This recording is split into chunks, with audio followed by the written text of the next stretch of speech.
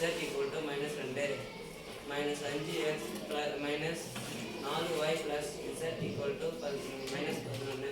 Okay, கண்ணை சிமிட்டி படிக்கணும். ஓகேப்பா, எத்தனை சமன்பாடுகள் கொடுக்கப்பட்டிருக்கிறது? 3 அப்போ 3 சமன்பாடுகள் இருந்தால் எத்தனை மாறிகளுக்கு மதிப்பு கண்டுபிடிக்க சொல்லுவாங்க? 3 மாறிகள். சரி, கொடுக்கப்பட்ட சமன்பாடுகள் ஃபஸ்ட்டு ஒரே ஆர்டரில் இருக்கான்னு பார்த்துக்கலாம். எக்ஸ் ஒய் இசட்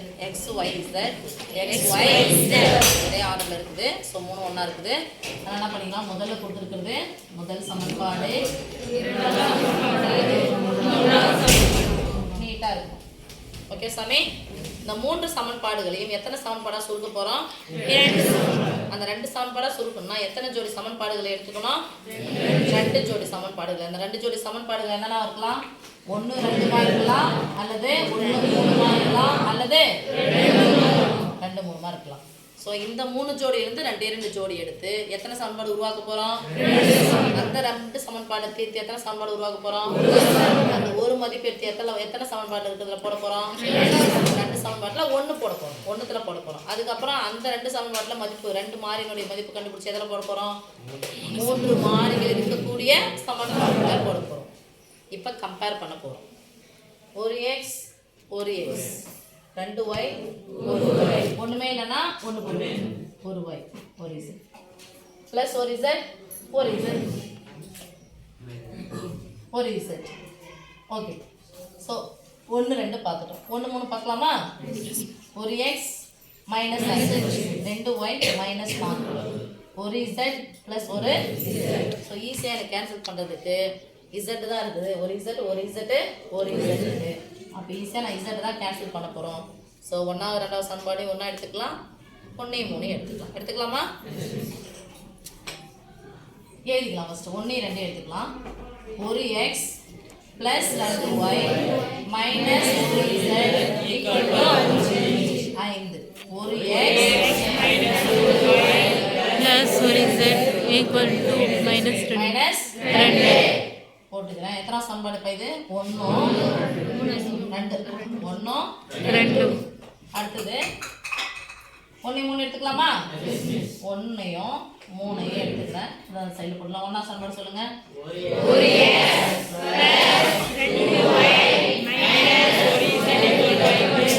அடுத்து 3ஆம் சமன்பாடு சொல்லுப்பா.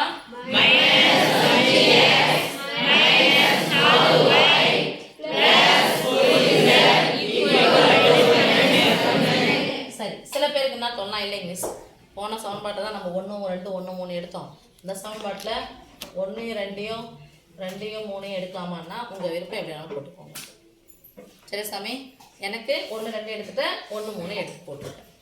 இப்போ இந்த சமன்பாடு இப்படியே பார்த்துக்கலாம்.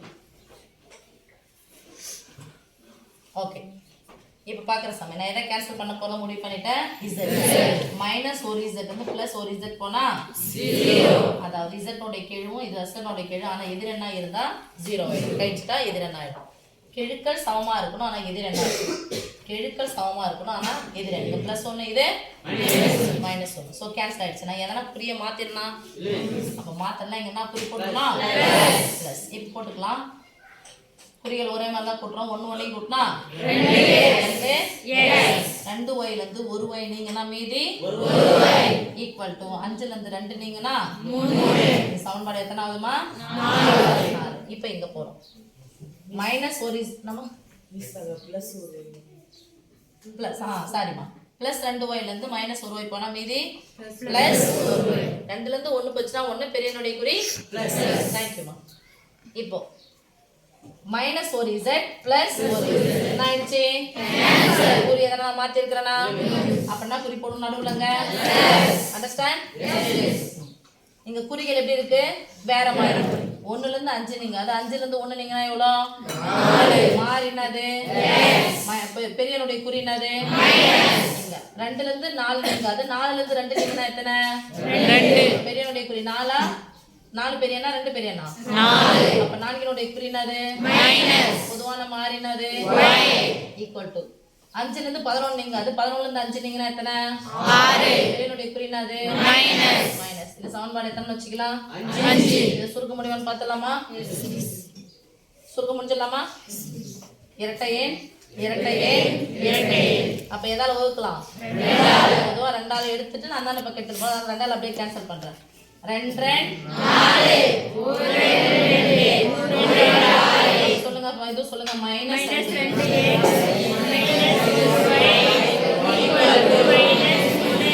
சமன்பாடு எடுக்கலாமா? இப்ப 4ஆம் சமன்பாடு 5ஆம் சமன்பாடு ஒட்டுக்கா அந்த சென்டர்ல வந்து நான் எழுதிக்கிறேன். 4ஆம் சமன்பாடு சொல்லுங்க. 2x plus 1y equal to 3. இங்க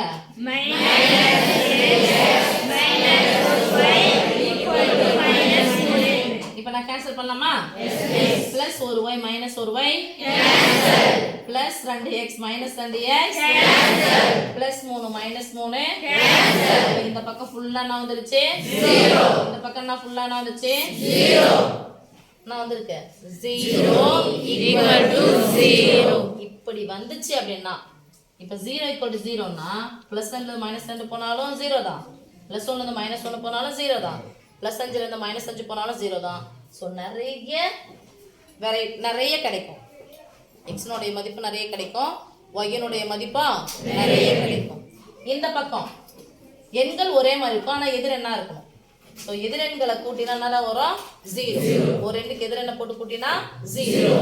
அப்போ நிறைய தீர்வுகள் இருக்கு. இந்த சமன்பாட்டு தொகுப்பிற்கு 0 equal to 0ன்னு வந்துச்சு அப்படின்னா கொடுக்கப்பட்ட சமன்பாட்டு தொகுப்பிற்கு எண்ணற்ற தீர்வுகள் உள்ளன. உண்டு இல்ல தீர்வுகள் அப்படின்னா பன்மையில தான் போடணும்னா பொண்ணு சாமி உள்ளன. எண்ணற்ற தீர்வுகள் உள்ளன. பப்ளிக் எக்ஸாம்ல போன வருஷம் இதான் கேட்டாங்க. 2023ல பப்ளிக் எக்ஸாம்ல இந்த கணக்கு கேட்டாங்க. அப்போ ஒருவேளை 0 equal to 0ன்னு வந்தா எண்ணற்ற தீர்வுகள் உள்ளன. This implies 0 equal to 0 என கிடைக்க பெற்றதால்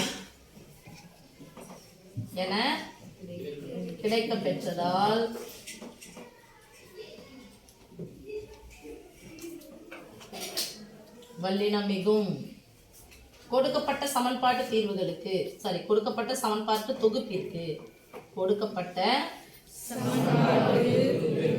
சமன்பாட்டு தொகுப்பிற்கு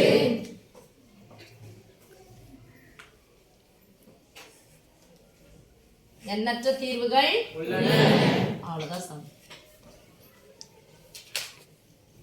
எண்ணற்ற தீர்வுகள்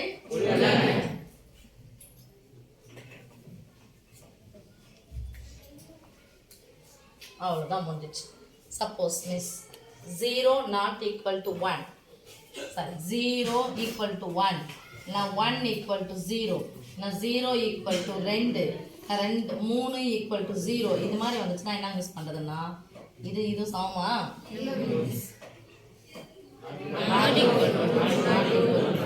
அப்ப உங்களுக்கு இது மாதிரி வரும். இந்த இடத்துல விட்டுறணும். கீழே என்ன பண்ணோம்? 0 not equal to 1 0 not equal to 1 எனக்கு கிடைக்க பெற்றதால் இப்படி ஒரு இதுவே வந்து இல்ல. இது மாதிரி ஒரு கான்செப்டே நமக்கு இல்ல.